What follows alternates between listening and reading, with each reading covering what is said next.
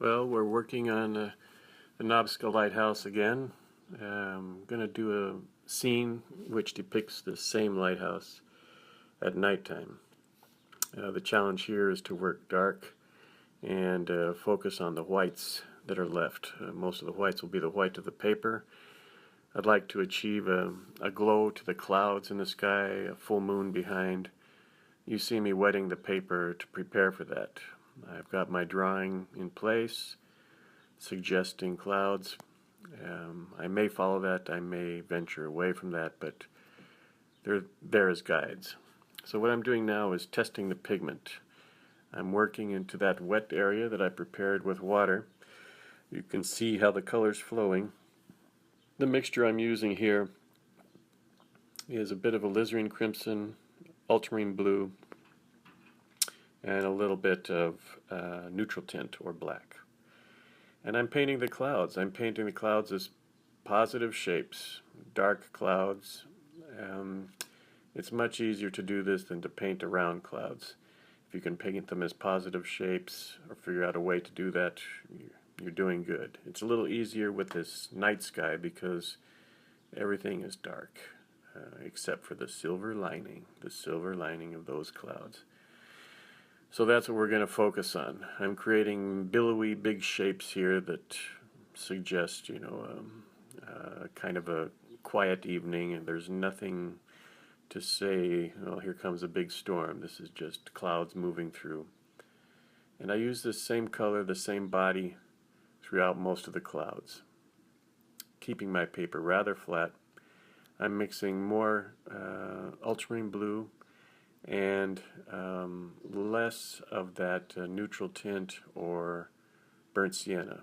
It looks the same as I'm placing it now. Oh, look at that. I've created a half moon. I'm not going for the full moon. We'll see if that remains the case. But you see how I'm applying the color. The page is still relatively wet. I'm using a very small brush to work the sky. We're painting the sky now, to work the sky in between the clouds. I'm focusing on that silver lining, that bright edge to the clouds. Some places I know it's going to disappear. Some places I'm getting a hard edge because the paper has started to dry. And then other places I get this glowing edge, which is really what I'm after.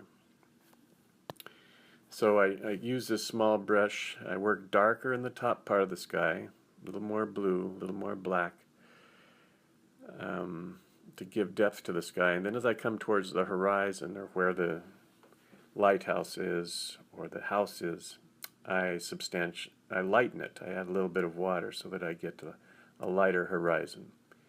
This helps to create the feeling of a dome or an expanse to the sky, rather than simply a flat wash. So as this is drying now, you can see there's a difference. There's an intensity to the sky. There's a brighter color aspect than there is to the clouds. And this combination makes for a subtle and effective presentation of a night sky.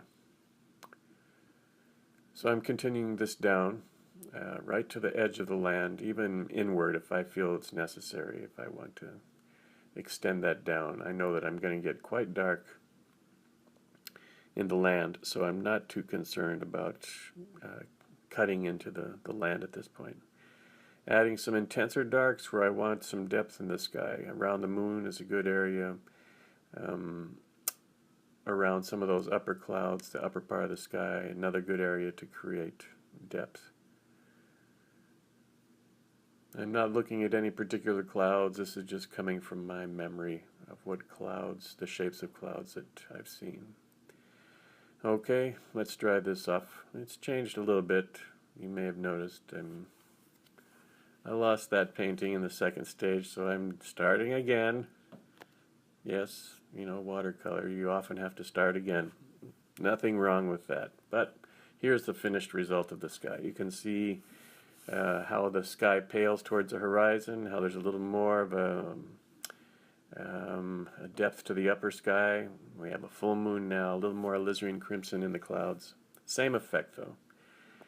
On to stage 2, it's dry. I'm giving an underpainting here, or a color that I'd like to see as it dries more, which is burnt sienna followed by alizarin crimson. a lot of coolness in the sky. I want to bring a little more warmth to this big landmass. It's going to be painted as a silhouette.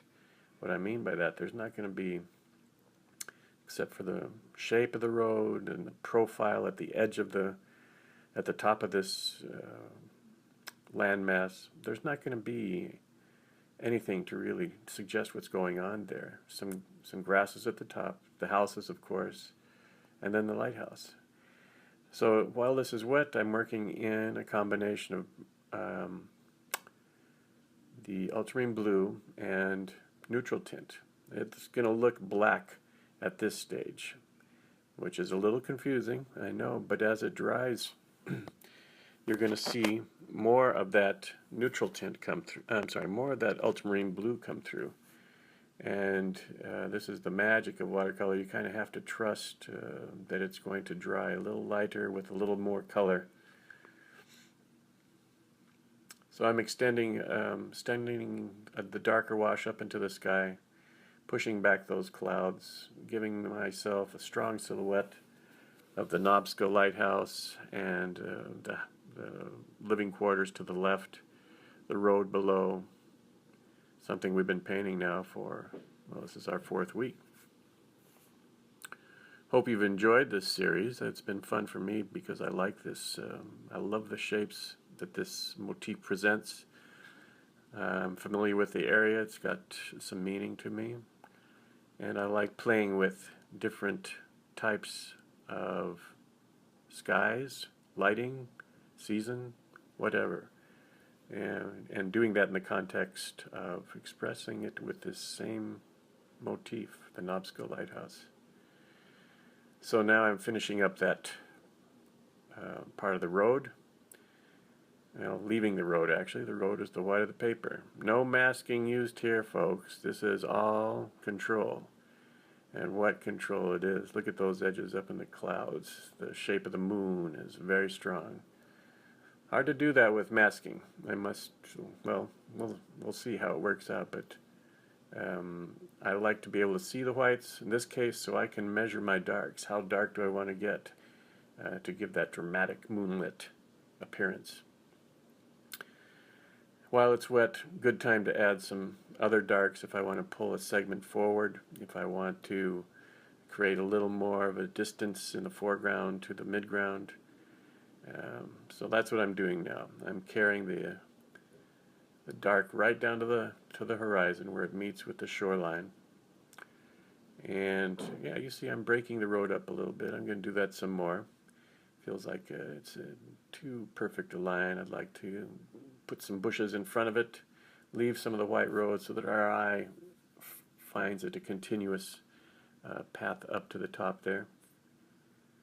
Real dark on the horizon here, and I'm getting ready for that next stage. I just want to level this off. Nice positive stroke to get a strong horizon. Maybe we'll put in a few stones. Blip, blip, blip. There we go. Okay, let's move on to the this last section, the finishing section. A lot of dry brush here. I'm staying in the medium tones. Going to use a gray made up of the cool color above, but warming it a little bit. Just a subtle change from that cool gray to a warm gray. Can you see that? You can tell here I'm really trying to generate some bright sparkle on the sand, as though the moonlight is raking across it. So I'm leaving that, I'm focusing on that bright area that's right in front of the moon. And I'll bring this across, tidy it up, add a few darks to suggest, a wave coming over or a stone or this or that. But pretty much I'm preparing this area for the addition of a couple figures. The dominant figures in the painting is a couple walking through, and I'm keeping a lot of white paper there where I want to place them. I think that's going to make it a strong focal area. So looks good so far. I think I'm going to add some edging here. Yeah, let's add some edging to the water to give it just a little bit of a three-dimensional quality. Bit of a wave coming towards us, and then we'll get into a cooler color in the water. This cooler color he is going to contrast the sand, blend a little more evenly with the back landmass, and again focus on our two figures that are going to be walking through the scene. So we're setting the stage. All this is a setup, an important setup to show the moonlight and show figures walking across the beach. Let's go to that blue. We'll leave some whites to represent waves or highlights in the water, but in general we're going to cover a lot of this with this blue, which is contrasting it's not pure blue, it's a grade blue made from ultramarine blue, a little bit of the alizarin, and more, perhaps a bit of burnt sienna to make it feel even bluer. I'm sorry, even grayer. Okay, yeah, that's coming about. Look at how the whites are jumping out and how they kind of lead us through the painting.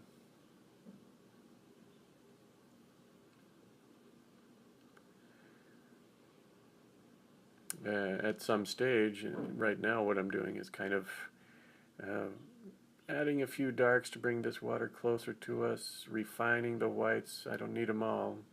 A few will do better than putting them all in. Blurring some edges up at the top here. I want to smoother meet between the land and the water, so I'll blur some edges.